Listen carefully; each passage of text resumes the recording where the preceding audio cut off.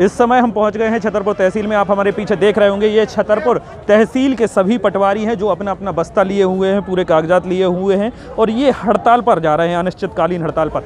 हम उनसे पूछते हैं, क्या नाम है आपका? अनिल रूसिया। अनिल जी, क्यों हड़ताल पर जा रहे हैं, क्या कारण है? प्रांतीय नेतृत्व ने चरणबद्ध आंदोलन का आह्वान किया था, जिसमें सभी पटवारी पिछले 1 माह से चरणबद्ध आंदोलन में थे और एक प्रक्रिया के तहत कुछ चीज़ों का धीरे धीरे बहिष्कार कर रहे थे। लेकिन हमारे चंदला तहसील के श्री रघुनाथ सिंह गौंड जी को जबलपुर जाकर नक्शा जमा करने के लिए कहा गया, जो कि गलत था, क्योंकि उसका ना तो कोई आने जाने का खर्च मिलता है, ना ही कुछ मिलता है। इसलिए उनके द्वारा यह बात मना की गई कि हम जबलपुर जाकर वो नहीं जमा करेंगे। इसके कारण से उनको निलंबित किया गया और उनके निलंबन के उपरांत चंदला तहसील के कल सभी साथियों ने एकत्रित होकर अनिश्चितकालीन हड़ताल पर जाने का निर्णय किया। उसके बाद जिले की बैठक हुई और जिला यूनियन ने यह तय किया है कि जब तक श्री रघुनाथ सिंह गौंड का यथास्थिति बहाली नहीं होती है, तब तक पूरा जिला कलमबंद हड़ताल पर रहेगा। तो क्या जिले में कितने पटवारी रहेंगे और कितने हैं वर्तमान में और कितने जा रहे हैं हड़ताल पर? क्या आपको नहीं लगता है कि सारे कामकाज प्रभावित होंगे? बिल्कुल होंगे। ये तो हम हमेशा से सच तो ये है कि ये जो पटवारी संवर्ग है, वास्तव में इसको एक नाम दिया गया है पटवारी। सरकार जो काम कराती है उसके अनुसार तो पटवारियों को एनडीआरएफ में भर्ती करा देना चाहिए। किसी भी प्रकार की आपदा में 100% काम पटवारी ही करते हैं और 90% भारत की आबादी किसानों की है और उस 90% का काम करने के लिए एक कर्मचारी है, वो है पटवारी। उसके बावजूद उसको इतने कामों में उलझा के रखा जाता है ताकि जानबूझकर किसानों का काम प्रभावित होता रहे और वो परेशान होते रहें और इस संवर्ग को गाली देते रहें। ये होता आया है और हो रहा है। तो काम तो प्रभावित होंगे। काम तो तब भी प्रभावित हुए जब पटवारियों को मूल काम छोड़कर कोरोना, कोविड में, ट्रैफिक में, लॉ एंड ऑर्डर में पता नहीं कहाँ कहाँ लगाया जाता है। तो काम तो प्रभावित हमेशा होते हैं। अब चूँकि हमारी जो बेसिक मांग थी 22 साल पहले से हमारे साथ जो अन्याय सरकार ने किया था, उसके आह्वान पर सरकार ने प्रांतीय कार्यकारिणी आह्वान किया था एक चरणबद्ध आंदोलन का। उसी के आधार क्या थी प्रमुख मांग?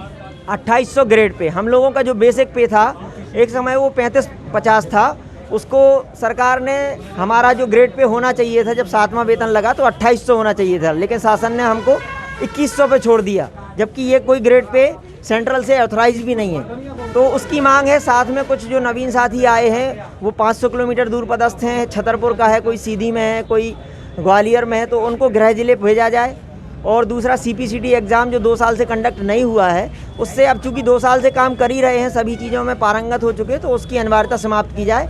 इसको लेके आंदोलन था और उसमें सबसे पहला जो प्रथम चरण था उसमें ये तय किया गया था कि सारा ऐप जो राजस्व का एक ऐप बनाया गया है उस पर हम लोग पहला काम का बहिष्कार करेंगे। ये चरणबद्ध आंदोलन का प्रथम चरण था। उसी के बाद दूसरा जो था कि अन्य कामों का मूल जो हमारा काम है कृषक वाला वो करेंगे, बाकी का बहिष्कार करेंगे।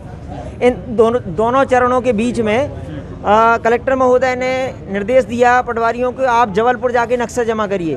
तो ये निहायत गलत है, क्योंकि हम लोगों को एक सीमित राशि मिलती है। क्या छतरपुर में ही ऐसा हुआ या पूरे मध्य प्रदेश में? पूरे मध्य प्रदेश की जानकारी तो अभी तक नहीं आ रही है, लेकिन चंदला तहसील में आबादी सर्वे का काम हो रहा है और चूंकि सारा से होना है, सारा का हम लोग पहले ही लिखित में प्रमुख सचिव को, CLR महोदय को दे चुके हैं कि हम लोग सारा से कोई काम नहीं करेंगे।